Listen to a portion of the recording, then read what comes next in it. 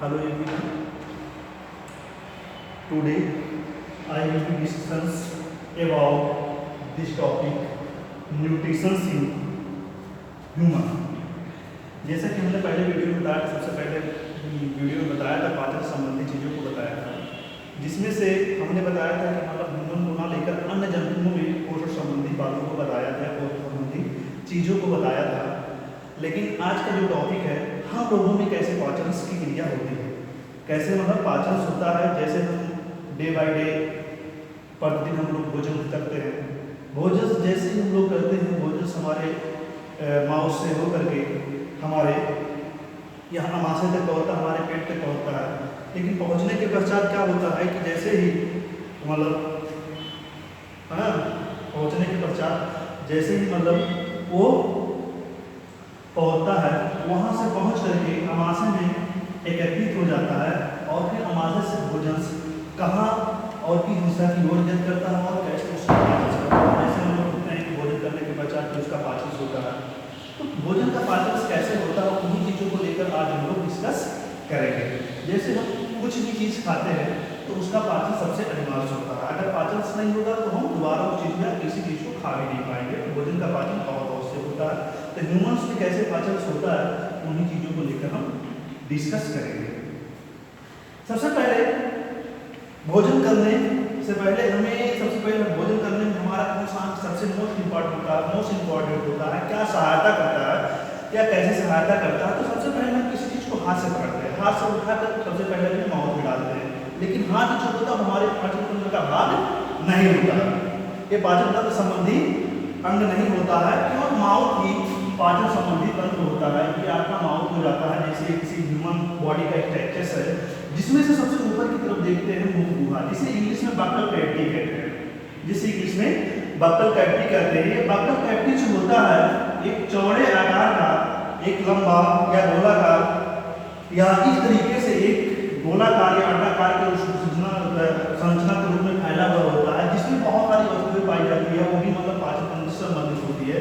जैसे कि हम लोग देखते हैं कि हमारी पीठ, दांत जो होती है वो भी पाचन तंत्र का एक भाग होता है, जो 4 प्रकार का होता है, मोलर, प्रीमोलर, इंसाइजर, कैनिन इत्यादि। ये जो 4 प्रकार के दांत होते हैं, सबसे पहले जैसे ही हम भोजन करते हैं तो सबसे पहले भोजन हमारा माउथ में जाता है। यहाँ से इसको हम इन्वेस्ट किए, मतलब उसका अंतर्ग्रहण किए, अंतर्ग्रहण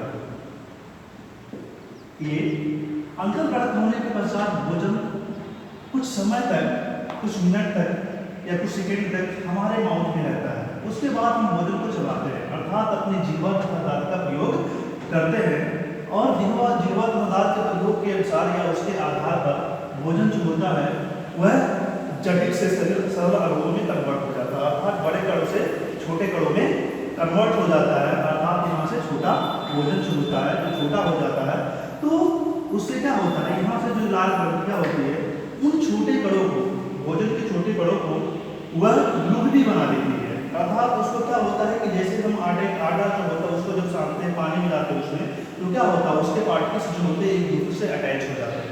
उसी तरीके से हमारा भोजन जो होता है, जब हम तीनों प्रकार करते हैं, दाल चावल सब्जी इत्यादि तीनों को एक साथ खाते हैं, तो सभी क्या होते हैं, माउथ में जाकर क्या होते हैं, एक दूसरे के साथ अटैच हो जाते हैं और अटैच करने का कार्य जो होता है हमारा लार करता है।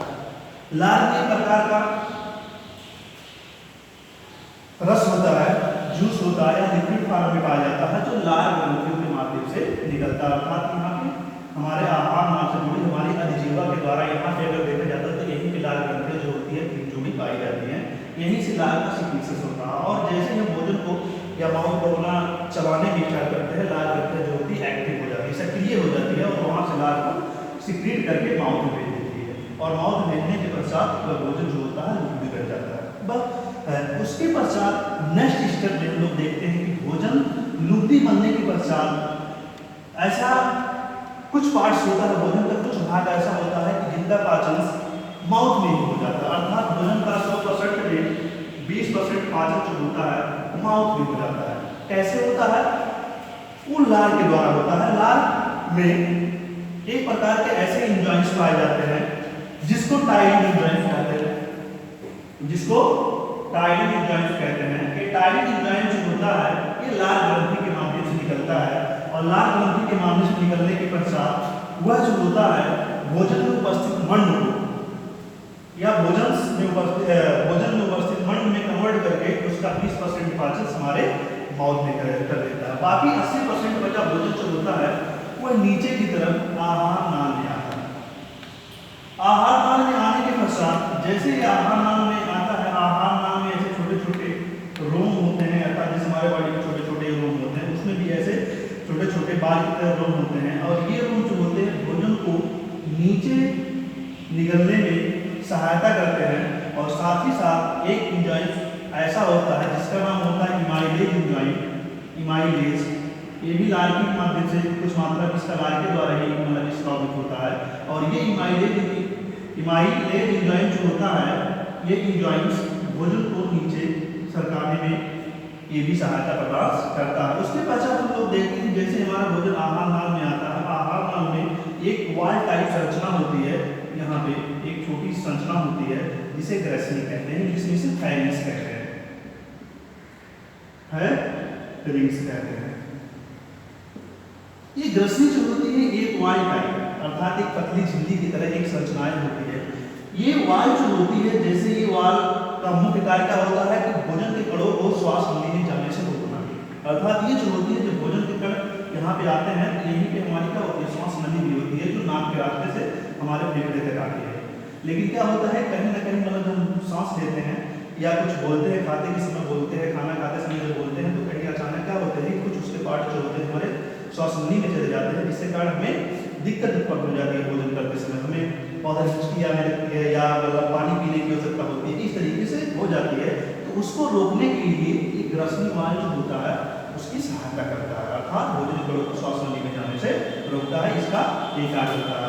उसके बाद ये आहार नाल होता है, ये आहार नाल होता है। आहार नाल तो पूरी तरह से मतलब जिसको आहार नाल कहते हैं वो पूरी तरह से मतलब नीचे से ऊपर तक ले करके आहार नाल फैला होता है, जिससे सभी अंग आते हैं, अपना लीवर, अमाशय, गहनाशय, चुटिया, बड़िया इत्यादि सब आहार नाल के अंतर्गत ये आते हैं, और ये इसे ग्रास नली भी कह सकते हैं। तो ये होता है। उसके बाद भोजन जैसे ही आहार नाल से आपका यहाँ पे आता है जिसका नाम है अमाशय, इसे स्टोमक कहते हैं इंग्लिश में। ये स्टोमक जो होता है यह अगर देखा जाता है तो ये ऐसे जे के आकार का या जे के आकार का दिखाई देता है, जिसमें क्या होते हैं कि भोजन के कण जो होते हैं यहाँ पे आके एकत्रित हो जाते हैं। भोजन के कण स्टोमक माने पेट होता है, पेट हमारे यहाँ अमाशय से शुद्ध भाषा में साइंस की भाषा में अमाशय कहते हैं, यहाँ पे आके एकत्रित हो जाता है, और एकत्रित होने के पश्चात वह कुछ समय तक वहाँ रहता है, और रहने के पश्चात क्या होता है इससे उसका पाचन होता है। जैसे ही भोजन अमाशय में आता है, अमाशय की जो दीवार होती है जिसे जठर दीवार होती है उसमें छोटी छोटी ऐसी ग्रंथियां पाई जाती हैं, उसकी दीवारों में छोटी छोटी ग्रंथियां पाई जाती हैं, बहुत सारी ग्रंथियां पाई जाती है। उन ग्रंथियों का नाम होता है जठर ग्रंथि। इसे जठर ग्रंथि कहती हैं, जो जठर रस का प्रावरण करती है, अर्थात यहाँ से जठर रस जो होते हैं निकलते हैं। उन जठर रस में पेप्सिन, रेनिन तथा लाइपेज नामक एंजाइम्स जो होते हैं उन जठर रस में पाए जाते हैं, और ये लाइपेज, पेप्सिन और रेनिन नामक एंजाइम्स जो होते हैं वो भोजन में जो प्रोटीन्स पाया जाता है या भोजन में उपस्थित जो प्रोटीन्स होता है, जैसे प्रोटीन हमारे भोजन में उपस्थित होता है, दाल के माध्यम से मिलता है और भी अन्य चीजों के माध्यम खाने से मिलता है, तो वो प्रोटीन्स का पाचन करने में सहायता करते हैं। रेनिन, पेप्सिन एंजाइम जो होते हैं वो प्रोटीन्स के पाचन करने में सहायता करते हैं। तथा हम लोग देखते हैं कि भोजन में हमारे कुछ वसा भी होते हैं, फैट भी पाए जाते हैं, जैसे तेल के माध्यम से होता है, वो तेल के माध्यम से कुछ वसा होती है जिनका पाचन जो होता है वो लाइपेज एंजाइम्स करता है, और वो लाइपेज एंजाइम जो होता है वो अमाशय की दीवारों से निकलता है, और अमाशय की दीवारों से निकल करके भोजन के साथ जाकर मिल जाता है, जिससे कारण भोजन का पाचन जो होता है वो शुरू हो जाता है। अब भोजन का पाचन जो होता है वो लगभग 3 से 5 घंटे में होता है। भोजन का पाचन जो होता है तो इसका समय जो होता है, रोटेशन जो होता है, टाइम रोटेशन जो होता है वो 3 से 5 घंटे में भोजन का पाचन हो जाता है। इससे कारण क्या होता है कि उसको पचाने में बहुत सारी ग्रंथियां सहायता करती है। आइए देखते हैं कुछ ग्रंथियां, जैसे यहाँ पर देखते हैं लीवर ग्रंथियां। ये हमारी लीवर्स होती है, जिसे हिंदी में एक्टिव कहते हैं, इंग्लिश में लीवर कहते हैं। ये लीवर्स जो होती है, एक अगर देखा जाए तो ये लीवर जो होती है गुलाबी रंग की संरचना के रूप में पाई जाती है। एक प्रकार की ग्रंथि होती है जिसे बॉडी का सबसे बड़ी ग्रंथि कहते हैं, शरीर की सबसे बड़ी ग्रंथि अगर देखा जाता है तो हमारा वो लीवर होता है। तो लीवर एक प्रकार की ग्रंथि है जिसके अंदर एक छोटा सा फूले हुए थैले के आकार में या उभरे हुए थैले के आकार में एक संरचना दिखाई देती है जिसे पित्ताशय कहते हैं, गॉल ब्लैडर। इसे इंग्लिश में गॉल ब्लैडर कहते हैं, गॉल ब्लैडर पित्ताशय कहते हैं, जो पित्त रस का स्राव करता है। पित्त रस का स्राव करता है, अर्थात पित्त रस का सिक्रीशन करता है, निकालता है। और यह पित्त रस अगर देखा जाता है तो ये पित्त रस यहाँ से जब भोजन का पाचन हो जाता है और भोजन जब यहाँ से आमाशय में पचकर नीचे की तरफ आता है, अर्थात आँख के लिए अग्रसर होते हैं, आँख के लिए जाते हैं, यहाँ नीचे ग्रहणी करता है। ग्रहणी में ही पित्त रस सिक्रीट होकर के ग्रहणी में एकत्रित होता है। तो इस तरीके से भोजन क्या होते हैं, यहाँ आमाशय में उनका कुछ समय के लिए पाचन होता है, उसको पचाने में rennin enzyme, cyclic enzyme, pepsin enzyme जो अलग अलग पदार्थों को पाचन करने में सहायता करते हैं, वो 3 से 4 घंटे में होता है। और ये भोजन जो होता है ऐसे रोटेट करता है, गति करता है, जिसे कर्माकुंचन गति कहते हैं, जिसे कर्माकुंचन गति कहते हैं। कर्माकुंचन गति कहते हैं। कर्माकुंचन गति जैसे अगर देखें क्या होता है कर्माकुंचन गति। कर्माकुंचन गति एक प्रकार की ऐसी गति होती है कि जैसे जब कोई वस्तु क्या होता है कि अपने एक राउंड में गति करता है और चारों तरफ से नाचता रहता है, तो एक प्रकार की कर्माकुंचन से गति होती है। वो गतियाँ जो होती है आमाशय के अंदर होती है। जैसे हम लोग दही को मथते देखते हैं घरों में, तो दही जो हम लोग मथते हैं तो दही को मथने के पश्चात क्या होता है कि उससे जो मक्खन होता है वो निकल जाता है। इसी तरीके से हमारे जब भोजन यहाँ पे एकत्रित होते हैं तो वो भी दही की तरह ऐसे आमाशय के अंदर नाचते रहते हैं और नाचने के पश्चात उनसे प्रोटीन, मंड, वसा इत्यादि जो मतलब पोषक पदार्थ होते हैं वो क्या होते हैं, उस भोजन से अलग हो जाते हैं और जो हमारे बॉडी में हमारे बॉडी के लिए सहायक होते हैं। तो उन्हीं क्या कहते हैं, कर्माकुंचन गति होते हैं, जिसके माध्यम से कर्माकुंचन गतियों के माध्यम से ही भोजन में उपस्थित जो पोषक पदार्थ होते हैं वो भोजन से अलग हो जाते हैं। फिर जब ये कर्माकुंचन गति पूर्ण हो जाती है, अर्थात इसके पूर्ण होने के पश्चात जो पदार्थ बनता है, इसमें जो पदार्थ बन जाता है, जैसे कि दही से दूध से मक्खन निकाल लिया जाता है, तो दूध से जो निकला हुआ पदार्थ होता है उसे मक्खन कहते हैं। इस तरीके से कर्माकुंचन गति के द्वारा जो पदार्थ निकलता है या जो पोषक पदार्थ निकलते हैं, जो पदार्थ बनता है उसे काइम कहते हैं। काइम कहते हैं। ये काइम जो होता है एक युक्तिनुमा संरचना होती है। जब काइम का निर्माण हो जाता है तो आमाशय में उसकी गति जो होती है, अर्थात भोजन का पाचन पूर्ण हो जाता है। फिर भोजन जो होता है नीचे की तरफ आता है, अर्थात अगले स्टेप की तरफ अग्रसर होता है, आगे की तरफ बढ़ता है, जो ग्राहडी में चल करके आता है। ये आपका ग्राहडी होता है, जिसे इंग्लिश में ड्यूडेनम कहते हैं, ड्यूडेनम कहते हैं। और ये ग्राहडी जो होती है ये आंत संबंधी पात्र होता है, अर्थात ये ग्राहडी जो होती है छोटी आंत का एक भाग होता है, जहां से क्या होता है कि बहुत सारी ग्रंथियां जो होती है आकर इससे जुड़ी होती है, जैसे पित्ताशय। ये पित्ताशय जो होती है आगे चल करके ग्राहडी में खुलती है, जो पित्त रस का स्राव करती है, अर्थात जो अपचित भोजन होते हैं, अर्थात आमाशय से जो भोजन बच जाते हैं, अपचित होते हैं या पचे हुए बच जाते हैं, वो ग्राहडी में आकर उनका पाचन होता है और वह पाचन जो होता है पित्त रस के माध्यम से होता है। तो पित्त रस में बहुत सारे कोई एंजाइम्स नहीं होता है, अर्थात वो पित्त रस ही होता है। और पित्त रस के माध्यम से भोजन जो होता है, पित्त रस में अगर देखा जाता है तो पित्त रस में क्षारीय पदार्थ पाया जाता है, जिससे भोजन जो होता है उससे क्षार में कन्वर्ट हो जाता है, अर्थात यहाँ पे ये पित्त रस के माध्यम से क्षार में कन्वर्ट हो जाता है, जिसका पीएच मान 7.7 होता है। अर्थात पित्त रस में उपस्थित जो क्षारीय पदार्थ होता है जिसका पीएच मान क्या होता है 7.7 होता है, उसी के माध्यम से भोजन अम्ल से क्षार में कन्वर्ट हो जाता है। और क्षार में कन्वर्ट होने के पश्चात कुछ भोजन जो होते हैं वहाँ पे वो पच जाते हैं। उसके बाद अग्न्याशय ग्रंथियाँ होती है, ये आपका अग्न्याशय होता है, जिसमें कई प्रकार की ग्रंथियाँ होती है, अल्फा ग्रंथियाँ होती है, बीटा कई प्रकार की कोशिकाएं होती है, अल्फा कोशिकाएं होती है, बीटा कोशिकाएं होती है, गामा कोशिकाएं होती है। और इन ग्रंथियों के क्या होता है, इंसुलिन नामक हार्मोन निकलता है, अग्न्याशयी रस निकलता है, उस अग्न्याशयी रस में इंसुलिन नामक हार्मोन पाया जाता है और इंसुलिन नामक हार्मोन जब ग्लैंडिन में आता है तो वह भोजन में उपस्थित शर्करा अर्थात जो शुगर होता है उसकी मात्रा को नियंत्रित करने में सहायता करता है। तो ये आपका ये अग्राह्य रस का कार्य होता है। तो ग्राही में इसका पाचन क्या होता है फिर ग्राही से भोजन जो होता है आगे की तरफ बढ़ता है अर्थात छोटी आंत के मतलब ये जो भाग होते हैं बीच वाला भाग जिसे मध्य भाग कहते हैं, छोटी आंत का मध्य भाग कहते हैं, ये आपका मध्य भाग होता है, इलियम है।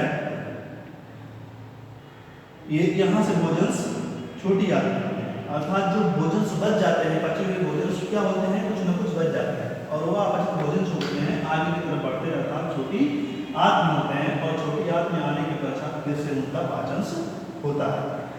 फिर यहाँ पे जैसे छोटी आंत में आते हैं, छोटी आंत में बहुत सारे एंजाइम्स होते हैं जैसे माइलेज एंजाइम्स होता है, पैरेक्सिन एंजाइम्स होता है, माल्टेज या लैक्टेज सुक्रेज इत्यादि एंजाइम्स जो यहाँ पे दिए गए हैं।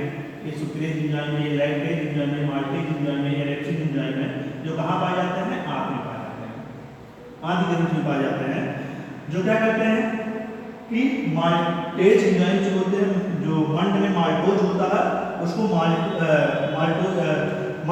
मंड होता है उसको माल्टोज में कन्वर्ट करते हैं माल्टेज एंजाइम। लैक्टेज एंजाइम जो होता है लैक्टोज में कन्वर्ट कर देते हैं और सुक्रेज एंजाइम जो होते हैं वो मंड को सुक्रेज में कन्वर्ट कर देते हैं। तो वो सभी क्रियाएं जो होती है छोटी आंत में होती है और छोटी आंत में प्रकार की क्रिया होती है। छोटी आंत में एक प्रकार का ऐसा अंग पाया जाता है जिसे माइक्रोबिली कहते हैं, रसांकुर कहते हैं, रसांकुर।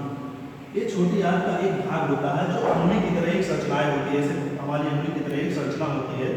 उस संरचना के आधार पर ये क्या होते हैं भोजन को अवशोषण करने में सहायता करते हैं अर्थात भोजन का अवशोषण कर करके उसे प्रत्येक कोशिकाओं तक भेजने में सहायता करते हैं जो पचित भोजन होते हैं। तो फिर ये छोटी आंत का कार्य होता है। तो अधिकतर भोजन जो मतलब छोटी आंत में पाचित हो जाते हैं वो कोशिकाओं के लिए अग्रसर हो जाते हैं अर्थात उनका अवशोषण हो जाता है। लेकिन कुछ भोजन के ऐसे पार्टिकल्स होते हैं जिनका अभी भी पाचन नहीं होता है। वो अपचित भोजन जो होते हैं या अपचित पार्टिकल्स जो होते हैं वो छोटी आंत से हो करके बड़ी आंत में चले जाते हैं। यहाँ से ये बड़ी आंत में चले जाते हैं। ये बड़ी आंत की दीवार से जा करके फिर से उनका पाचन होता है और वह कुछ मात्रा में बच करके बच जाते हैं और बचने के पश्चात फिर से उनका एडजस्टमेंट होता है अवशोषण होता है और प्रत्येक कोशिकाओं के लिए वो भी भोजन प्रदान करने में सहायता करते हैं। और बाकी कुछ भोजन फिर भी यहाँ बच जाते हैं तो वह इस मलाशय में आ करके एकत्रित होते हैं। फिर मलाशय पे कॉन्ट्रैक्शन की क्रिया होती है जिसके माध्यम से गुदा द्वार के द्वारा बाहर निकल जाते हैं, हमारे बॉडी के बाहर निकल जाते हैं। जो बाहर निकला हुआ पदार्थ होता है उसे मल कहते हैं, वो मल कहते हैं। तो इस तरीके से ये आपका पाचन तंत्र की क्रिया जो होती है वो इन सभी स्टेप में पूर्ण होती है कि कैसे हम लोग भोजन को करते हैं, फिर भोजन माउथ से कहा जाता है, फिर भोजन जो होता है किस रूप में हम खाते हैं और किस रूप में वह मल के रूप में बाहर निकलता है। वो कैसे मतलब क्या होता है कि भोजन जो होता है कैसे भोजन से मल के रूप में परिवर्तित होता है। बाकी हम भोजन अधिक मात्रा में करते हैं, बाकी भोजन हमारे बॉडी में कहा जाता है या पाचन तंत्र के किस किस अंग में जा करके या भोजन का पाचन कैसे कैसे होता है वो कौन से अंग हैं उनके बारे में हम लोग चर्चा किए। बाकी एक भाग ऐसा बचा है जिसे अपेंडिक्स कहते हैं। ये अपेंडिक्स अब हमारे बॉडी में नहीं पाया जाता है, अब हमारे पाचन तंत्र के भाग में नहीं पाया जाता है, हमारे पूर्वजों में पाया जाता था, आदिमानव में पाया जाता था जो कांगराओं गुफाओं और जंगलों में रहते थे जिनका भोजन क्या होता है कच्चे मांस को खाना, पत्तियों को खाना इत्यादि होता है। तो इन पत्तियों में हम लोग जानते हैं सेलुलोज पाया जाता है और सेलुलोज का पाचन जो होता है वो केवल जानवर से कर सकते हैं, जानवर से पत्तियों खाते हैं। तो इस तरीके से अब हम लोग पत्तियों को या कच्चे पदार्थों को ना कर करके पके पकाए पदार्थों को खाते हैं जिससे कारण ये अपेंडिक्स जो होता है वो पदार्थों का पाचन करने में सहायता करता था। लेकिन अब ये असक्रिय हो गया है, निष्क्रिय हो जाता है। क्यों? क्योंकि इसका मुख्य कार्य क्या होता है कच्चे पदार्थों या सेलुलोज का पाचन करना और सेलुलोज जो होता है वो पत्तियों या कच्चे पदार्थों में पाया जाता है जिससे कारण हम लोग उसको खाते नहीं हैं और ये धीरे धीरे उन पदार्थों को ना पा करके ये धीरे धीरे हाथ से हो गया है या मतलब निष्क्रिय उत्पन्न हो गया जिसे अवशेषी अंग कहते हैं। ये अवशेषी अंग के रूप में पाया जाता है हमारे बॉडी में, जिसका कोई कार्य नहीं होता है। तो इस तरीके से ये पूरा सिस्टम्स आपका पाचन तंत्र के रूप में जाना जाता है। ह्यूमन्स में कैसे पाचन तंत्र होते हैं बाकी अगले स्टेप में हम बताएंगे बाकी कि मतलब अन्य जंतु जो होते हैं या बहुत सारे जंतु जो होते हैं उनका पाचन किस रूप में होता है उसको हम चर्चा करेंगे अगले लेक्चर में। Thank you.